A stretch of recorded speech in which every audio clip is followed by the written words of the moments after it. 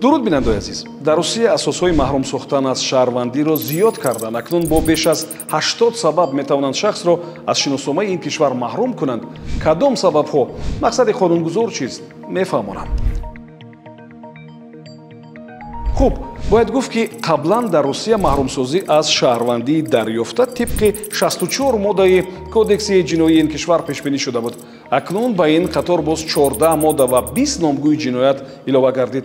Дар умум бо қабули ин қонун шумораи асосҳо барои маҳрум сохтан аз шаҳрвандӣ ба беш аз 80 номгӯ расидааст. Шаҳрвандии дарёфта шаҳрвандиест ки шахс онро на аз рӯи ҳуқуқи таваллуд, балки дертар бо пешниҳоди ариза ва иҷрои шартҳои аз ҷониби давлат гузошта шуда мегирад. Ба гуфтаи раиси Думаи давлатӣ Вячеслав Володин, ҳадафи тағйирот ҳифзи амнияти миллӣ ва идомаи мубориза бо муҳоҷирати ғайриқонунист. Дар ҳамин ҳол ин тағйирот ба сокинони Крим, Донбасс ва Новороссия, ки пас аз ба қавле ҳамроҳшавӣ ба Русия шаҳрвандии ин кишварро гирифтаанд, дахл надорад.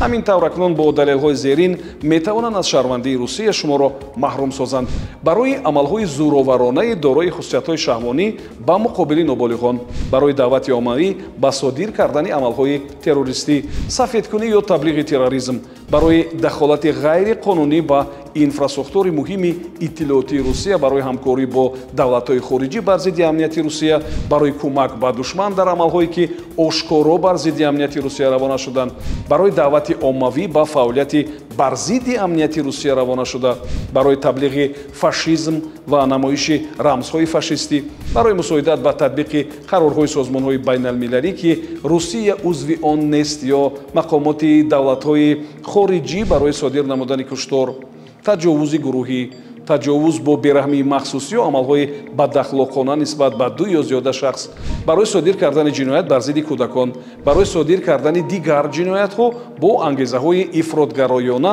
ё бо ҳадафҳои сафедкунии терроризм, барои содир намудани бархе аз ин ҷиноятҳо қаблан низ аз шаҳрвандӣ маҳрум мекарданд. Масалан, то ин дам барои ташкил, иштирок ва ё маблағгузории фаъолияти террористӣ кас метавонист бе шиносномаи русӣ монад. ҳоло бошад бо ҷорӣ кардани тарғибу сафедкунии терроризм ҳамчун асос барои маҳрум сохтан аз шаҳрвандӣ метавонанд як лайк, шарҳ ва ё бознашр ё ба қавле падилитса дастгириву сафедсозии терроризм дониста шавад ва муҳоҷир аз шаҳрвандӣ маҳрум гардад.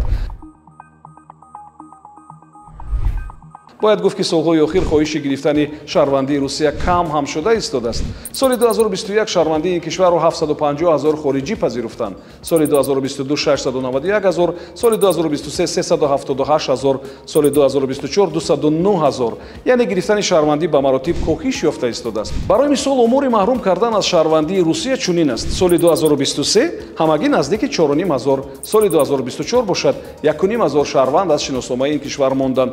ба ақидаи коршиносон тағйироти нав метавонад роҳи халосӣ аз шаҳрвандони номақбул шавад. ба саҳифаҳои мо обуна шавед то аз далелҳои воқеӣ огоҳ ва аз дасткориву дурӯғ пароканиҳо эмин бошед. то суҳбати дигар, комёбу муваффақ бошед.